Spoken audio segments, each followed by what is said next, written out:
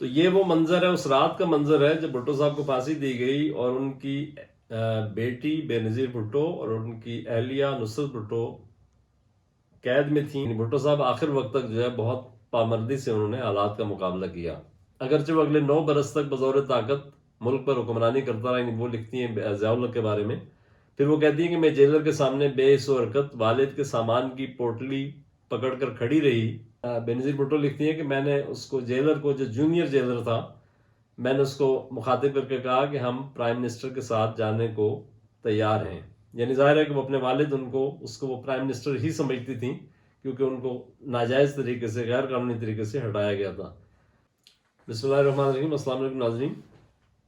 ذوالفقار علی بھٹو کے حوالے سے صدارتی ریفرنس پر گزشتہ روز سپریم کورٹ آف پاکستان نے اپنا مختصر فیصلہ سنایا ہے، جسے رائے بھی قرار دیا جا رہا ہے، اور جس میں کہا گیا ہے کہ بھٹو کو فیئر ٹرائل کا موقع نہیں ملا۔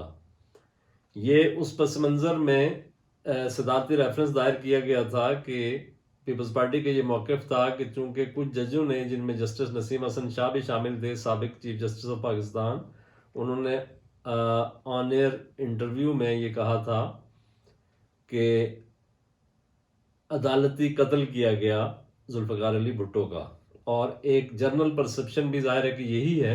تو اس حوالے سے سپریم کورٹ میں رجوع کیا گیا تھا، صدارتی ریفرنس دائر کیا گیا تھا، جس پر گزشتہ روز یہ فیصلہ آیا۔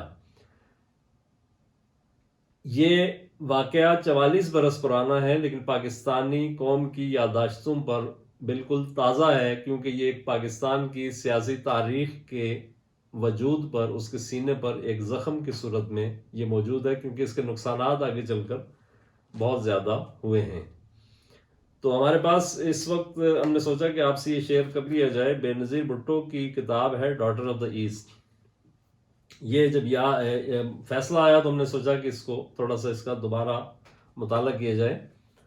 تو اس میں بے نظیر بھٹو نے اپنے والد کو جس دن پھانسی دی گئی 1979 میں، اس رات کا احوال بیان کیا ہے کہ کس طرح سے وہ اور ان کی والدہ، جو پہلے سے جیل میں تھیں، ان کو کس طرح سے انہوں نے اس معاملے کو فیس کیا، اور جو آفیشلز تھے، جیل حکام تھے، ان کا رویہ کیا تھا، وہ ہم آپ کے ساتھ مختصر سا اقتباس جو ہے اس کا شیئر کر رہے ہیں۔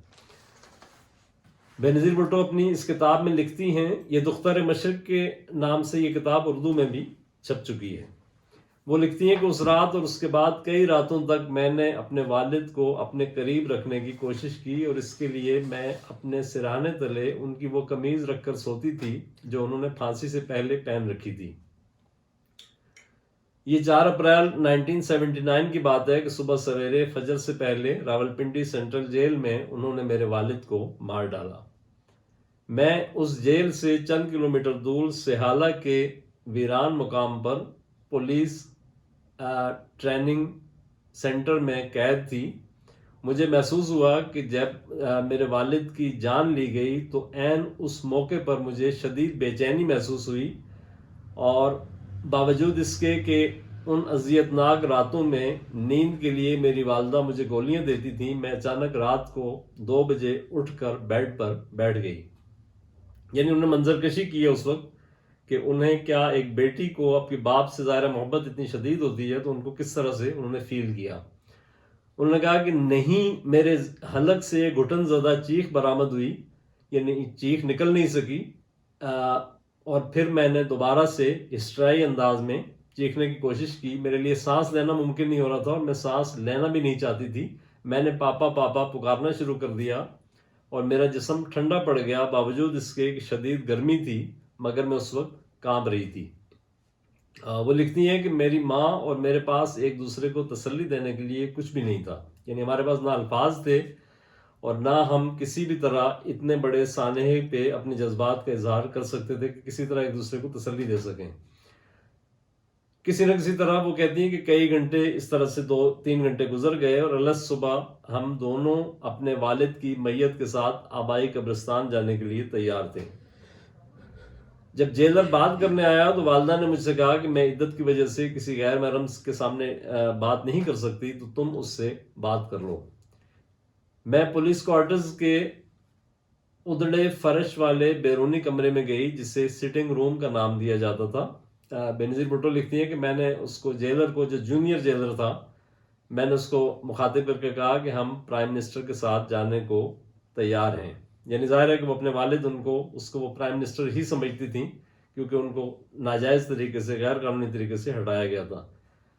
تو انہوں نے لکھا کہ وہ میرے سامنے نروس حالت میں کھڑا تھا اور شرمندہ سا لگ رہا تھا۔ اس نے کہا کہ وہ پہلے ہی انہیں تدفین کے لیے لے جا چکے ہیں۔ وہ سے مراد ظاہر ہے کہ فوجی حکام تھے۔ تو بینظیر بھٹو نے کہا کہ مجھے لگا کہ اس نے میرے اوپر جیسے پہاڑ توڑ دیا ہو۔ تو میں نے سخت لہجے میں، کڑوے لہجے میں دل گرفتہ ہو کر پوچھا کہ ان کی فیملی کی مرضی کے بغیر کیسے لے گئے؟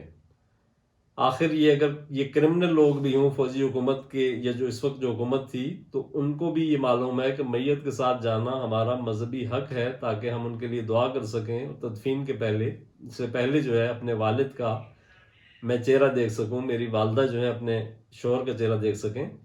اور اس کے لیے ہم نے درخواست بھی دی تھی جیل حکام کو، لیکن اب ہمیں بتایا جا رہا ہے کہ انہیں لے جایا جا چکا ہے۔ پھر بھی وہ کہتی ہیں کہ میں نے پوچھا کہ کہاں لے جایا گیا، تو اس پر جیلر خاموش رہا۔ اس نے بس اتنا کہا کہ وہ بہت پرسکون تھے، میں نے ان کی چھوڑی ہوئی کچھ چیزیں میں اپنے ساتھ لایا ہوں۔ یعنی ان کی ورڈنگ کچھ اس طرح سے تھی کہ آل دس واز سو پیسفل۔ پھر وہ لکھتی ہیں کہ وہ ایک ایک کر کے ڈیتھ سیل میں جو میرے والد کی چھوڑی ہوئی چیزیں تھیں وہ میرے حوالے کرنے لگا، اور ان میں شلوار قمیض تھی، لانگ شرٹ تھی، لوز ٹراؤزر تھا۔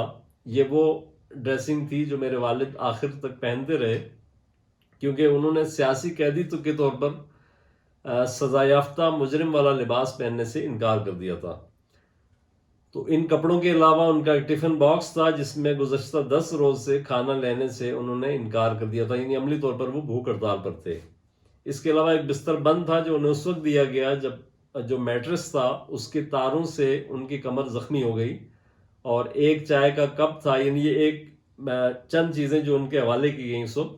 تو وہ کہتی ہیں کہ میں نے جیلر سے پوچھا کہ بابا کی انگوٹھی کہاں ہے؟ تو اس نے کہا کہ جیلر نے جیسے ایک مصنوعی حیرت کا اظہار کرتے ہوئے کہا کہ کیا ان کے پاس انگوٹھی بھی تھی؟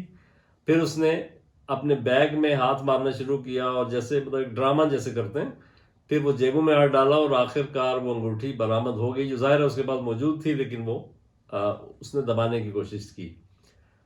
یہ وہی انگوٹھی تھی جو آخری دنوں میں کمزور ہو جانے کی وجہ سے بھٹو صاحب کے ہاتھ سے بار بار اتر جاتی تھی، یعنی انگلیاں ان کی پتلی ہو گئی تھیں ویکنس کی وجہ سے، تو وہ اتر جاتی تھی۔ یہ بینظیر بھٹو نے لکھا ہے۔ تو وہ کہتی ہیں کہ پھر جیلر جو ہے وہ اپنے الفاظ میں بڑبڑایا منہ میں، اس نے کہا کہ پرسکون تھا، سب کچھ بہت پرسکون انداز میں ہوا۔ تو مطلب ایک اس نے سرگوشی جیسے کی۔ تو پھر وہ کہتی ہیں کہ میں نے یہ سوچا کہ بھلا کوئی پھانسی چڑھنے والا شخص کیسے پرسکون ہو سکتا ہے۔ تو اس دوران بینظیر بھٹو لکھتی ہیں کہ ہمارے خاندانی ملازم بشیر اور ابراہیم آئے جو بطور مشقتی ہمارے ساتھ تھے، یعنی ان کے خاندانی ملازم تھے کہ انہیں جیل میں ایک طرح سے یہ سہولت دی گئی تھی کہ وہ اپنی مرضی کا کھانا وغیرہ جو ہے ان سے پکوا سکتے ہیں۔ تو وہ کہتی ہیں کہ بشیر نے میرے والد کے کپڑوں کو پہچان لیا اور چیخ ماری کہ یا اللہ، انہوں نے صاحب کو مار دیا۔ وہ پھر چلایا اور ہمارے روکتے روکتے وہ باہر بھاگ گیا، اور پیٹرول کا کین کہیں پڑا ہوا تھا وہ اٹھا کر اس نے اپنے اوپر ڈالا اور آگ لگانے لگا۔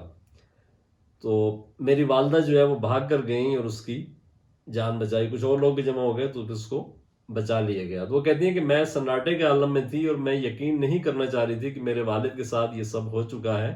ایسا ممکن نہیں تھا کہ عوامی ووٹوں سے منتخب ہونے والے پہلے وزیر اعظم ذوالفقار علی بھٹو کو اس طرح سے مار دیا جائے۔ وہ لکھتی ہیں کہ جب پاکستان کے دور دراز دیہات میں بھٹو صاحب جاتے تھے جلسے کرنے، تو لاکھوں کی تعداد میں لوگ جیے بھٹو کے نعرے لگاتے ہوئے جمع ہو جاتے تھے۔ اور جب ان کی حکومت آئی تو میرے والد نے، یعنی ان کی جو عوامی خدمات بھی وہ گنواتی ہیں، وہ کہتی ہیں کہ انہوں نے ملک کو ماڈرنائز کرنے کے، یعنی ترقی کے لیے پروگرام شروع کیے، جاگیرداروں سے انہوں نے زمینیں لے کر غریب آدمیوں میں تقسیم کی، لوگوں کو تعلیم دی، ملک کی بڑی انڈسٹری کو انہوں نے نیشنلائز کیا۔ نیشنلائزیشن کے حوالے سے ظاہر ہے کہ ایک ڈسپیوٹ ہے کہ جی انہوں نے ٹھیک کیا یا غلط کیا۔ پھر وہ لکھتی ہیں کہ ملازمتوں کے تحفظ اور کم سے کم تنخواہ کا قانون جو ہے وہ متعارف کرایا بھٹو صاحب نے، منیمم ویجز کا، اقلیتوں اور خواتین کے ساتھ امتیازی سلوک پر پابندی لگائی۔ ان کے 6 سالہ دور حکومت میں اندھیرے روشنی میں تبدیل ہوئے، مگر پھر 5 جولائی 1977 کو تاریخ دن آ گیا جب میرے والد کے وفادار chief of army staff general Zia الحق نے ملک میں مارشل لا لگا دیا، یعنی میرے والد کی حکومت پر شب خون مارا گیا۔ مگر تمام تر طاقت اور دہشت کے استعمال کے باوجود وہ میرے والد کی عوامی مقبولیت کو کم نہیں کر سکا۔ انہیں موت کی چکی میں قید تنہائی میں رکھا گیا، مگر وہ ٹوٹ نہیں سکے، یعنی بھٹو صاحب آخر وقت تک جو ہے بہت پامردی سے انہوں نے حالات کا مقابلہ کیا، اگرچہ وہ اگلے 9 برس تک بطور طاقت ملک پر حکمرانی کرتا رہا۔ یعنی وہ لکھتی ہیں ضیاء الحق کے بارے میں، پھر وہ کہتی ہیں کہ میں جیلر کے سامنے بے حس و حرکت والد کے سامان کی پوٹلی پکڑ کر کھڑی رہی، اور ان کے کپڑوں سے وہ ایک مخصوص خوشبو آ رہی تھی جو وہ پرفیوم استعمال کرتے تھے۔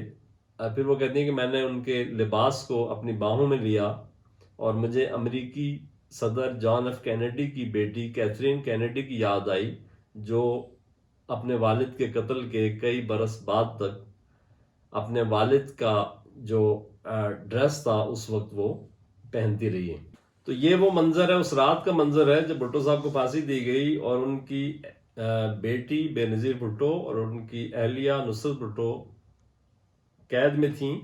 تو بے نظیر بھٹو نے اپنی اس کتاب میں، جو بیسیکلی آٹو بایوگرافی ہے، ڈاٹر آف دا ایسٹ، اس میں انہوں نے یہ منظر اپنے ابتدائی صفحات میں بیان کیا ہے۔ ویسے یہ کتاب ہم آپ کو ریکمنڈ کریں گے کہ بہت اچھی کتاب ہے۔ کسی شخصیت کے بارے میں اگر جاننا ہو، اس کے پس منظر کے بارے میں، یا اس کی جو پولیٹیکل اسٹرگل ہے، یا جس بھی شعبے سے وہ تعلق رکھتا ہے، اگر آپ آٹو بایوگرافی پڑھتے ہیں، یعنی خود نوشت پڑھتے ہیں، خود نوشت سوانح حیات، تو وہ اس سے بہتر کوئی چیز نہیں ہے اس کو سمجھنے کے لیے۔ اور یہ بہت اچھی کتاب انہوں نے لکھی ہے، جس کے کئی ایڈیشن، یہ میرا خیال 1988 میں شاید پہلی بار اس کا پہلا ایڈیشن آیا ہے، اور اس کے بعد کئی ایڈیشن اس کے چھپ چکے ہیں۔ تو ہم نے سوچا کہ یہ آپ سے شیئر کر لی جائے۔ Thank you very much.